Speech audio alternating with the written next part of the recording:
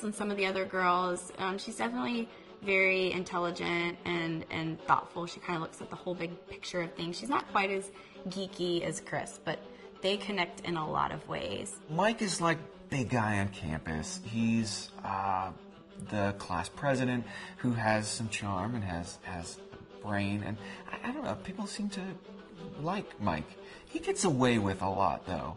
He can be kind of jerky. The fact that he really just kind of wants everyone to be happy.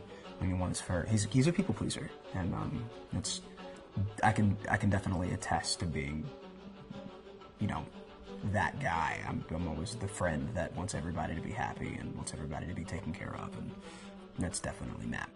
But also, like, this character is just so fun. I rarely get to play the bitch, and so it was really fun to do that. The spirit of things, seriously, what's wrong with you? I'm just trying to lighten the mood, Em. Don't be like that. Like what? The way you're being. You always get like this. I just think this is just the coolest thing to be a part of, and I just think it's going to take the world by storm. I really do. I think this genre is the wave of the future, and I think that once people see the potential behind it, of getting to interact with the drama that you're witnessing unfold in such a realistic way, that this is how entertainment's going to be from now on.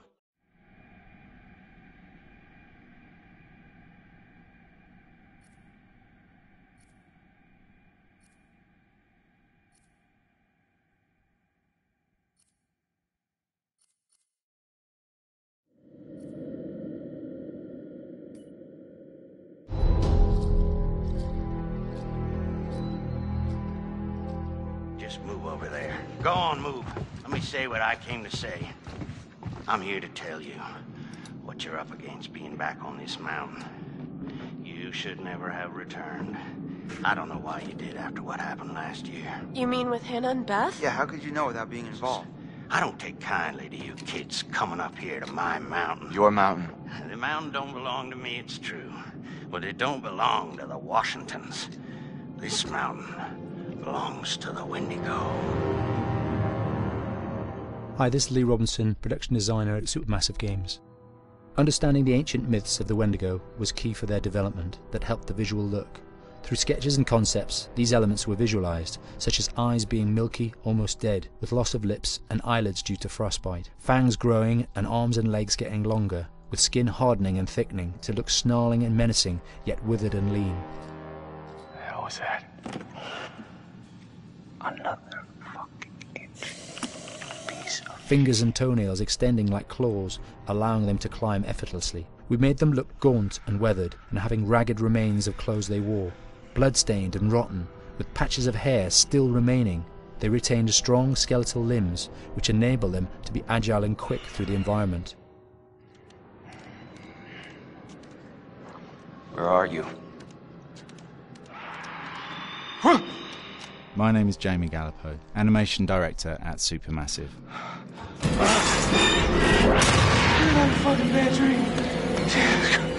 The overall direction on the creature was to be very strong, to be extremely fast. We wanted a spider-like movement to the creature. 1 minute scampering to leaping and then crawling, almost instantaneous.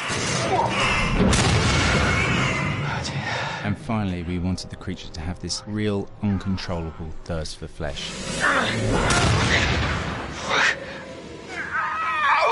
From a sound design perspective, the Wendigo was a real challenge. For the main vocalisations of the Wendigo, we used our own vocalisations, various different animals from the exotic to the farmyard, various plugins and processes to gel these sounds together and keep a human resonance behind that voice, telling the backstory of the Wendigo.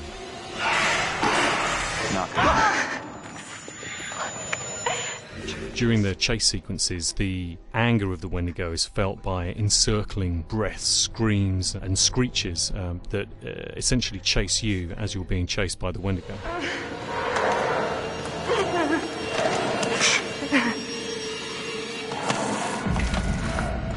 We would layer them up in a multitude of layers, sometimes 15, 20 sounds playing at the same time, to build up the vocalizations for this fearsome creature which is always in attack mode, hyperactive and chasing you throughout the game.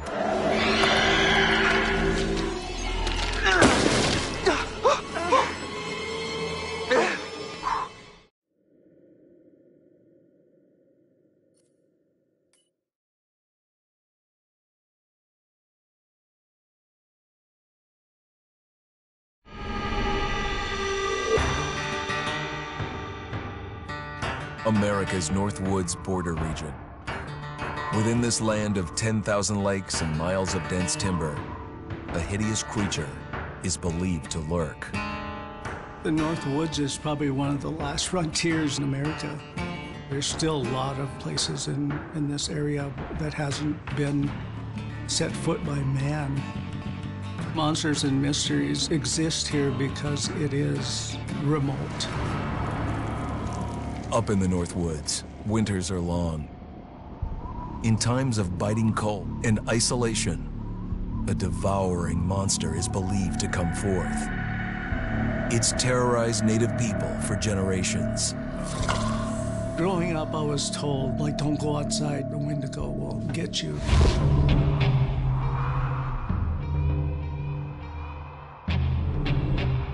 Among the traditions of the northern Algonquin tribes is the Wendigo, a monster that can seize hold of a person to carry out its hunger for human flesh. Many Native Americans fear even talking about this Wendigo, and even the mention of the name will let the Wendigo find out where you are, and it will open you up to be possessed by this Wendigo. The most famous case of a Wendigo possession took place in 1879 in the deep woods outside of Edmonton, Alberta. Swift Runner, a Cree Indian, was a trapper and a guide. He had left town the previous autumn with his wife, 6 children, and his mother. But when Swift Runner returned in spring, he was alone.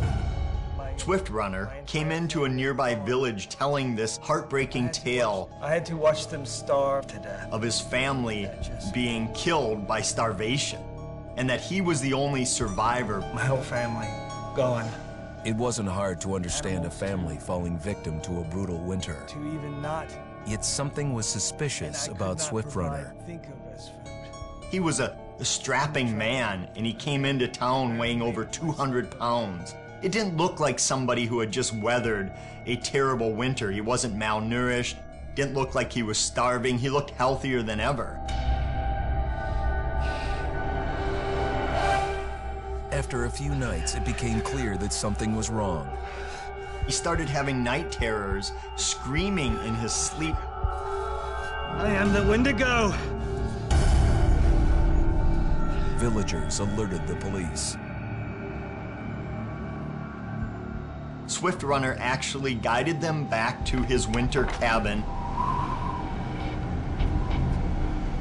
When they got there, that's when they saw the true horror.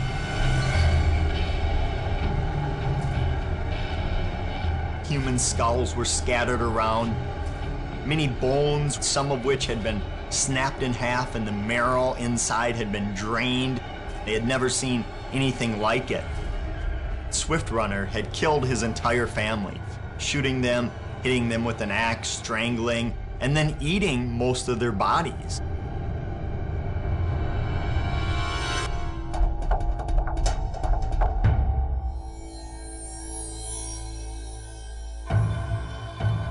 Right up until the moment the noose was on his neck, Swift Runner swore the evil spirit of the Wendigo had possessed him and twisted him into a cannibal killer. When he was on the gallows, Swift Runner himself said, "I am no longer a man."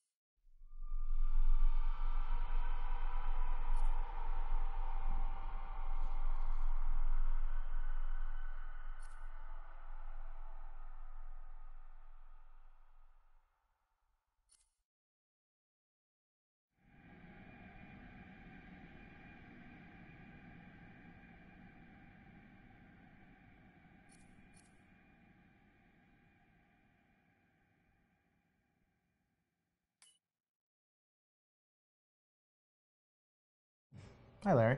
Hey, Graham. Hi, my name is Graham Resnick. I'm a filmmaker, writer-director, sound designer, and I started working with Larry Fessenden about 10, 15 years ago through my friend Ty West, who I grew up with, and have done a lot of sound design with on his films.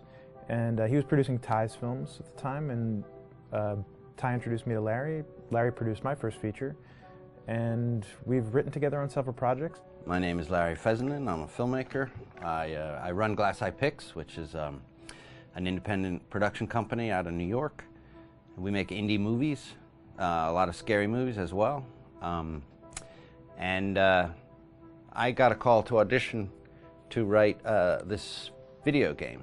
And I called my pal Graham Resnick because Graham's a gamer. And while I thought I could offer something to the idea of writing this multi-branching story, I knew that I would want Graham's expertise as a lover of gameplay, since I guess games were started. So and just as a lover. And as a lover, yes. Which is why there's so many sex jokes in the game. There was one Italian website that did say the Larry Fessenden and Graham Resnick, the two lovers behind Until Dawn. Come here. Maybe I know how to handle you too. I am definitely ready to be handled. So I wanted Graham by my side. Yeah, and we got the gig, and it's been an amazing ride.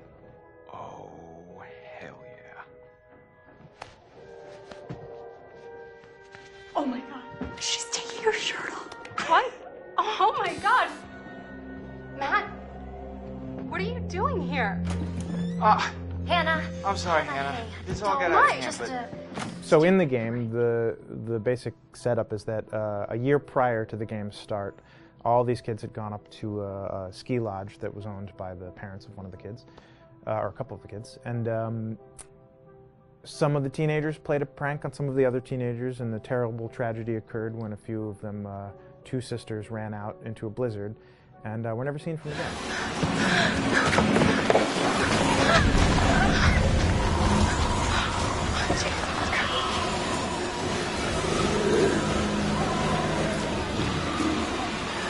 So now, a year later, this is kind of torn apart, this group of friends. They've gone through some trials and tribulations in the past year. The brother of the two girls has had a lot of psychological issues, and to kind of help him cope and help them all get over it, they all returned to the lodge a year later, back up on the mountain.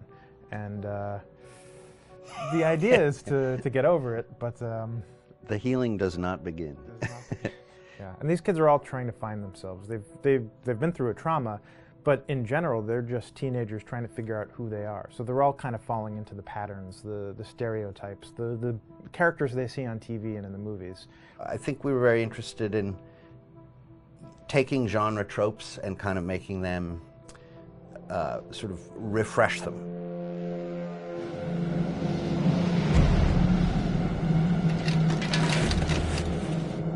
Hey, did you see that? Dad said it'd just be us this weekend. We're familiar with how slasher movies work. Most people have seen some horror movies, and we have established notions and preconceptions about the roles of the players in horror movies and how they talk and how they get killed and how they have sex. And to bring you into the game that way and then subvert a lot of those expectations was kind of our goal. They're haunted by some incident that happened in their past, which I think you pretty much figure out that that's going to have a role in their interaction. Yeah, so I think what was fun was we take some sort of stock characters and we try to give them some shape, but at least at the beginning they're recognizable in the way of groups of friends. There's the jock and the bitchy girl and the rivalries between everyone. And oh my gosh, and really fun characters too. Like we just had so much fun living in the minds of these characters through writing the script. What do you think? Jesus! It was fun. I think we were looking to get that kind of banter that you see both in movies, but also that you absolutely have with friends, and sort of those inside jokes.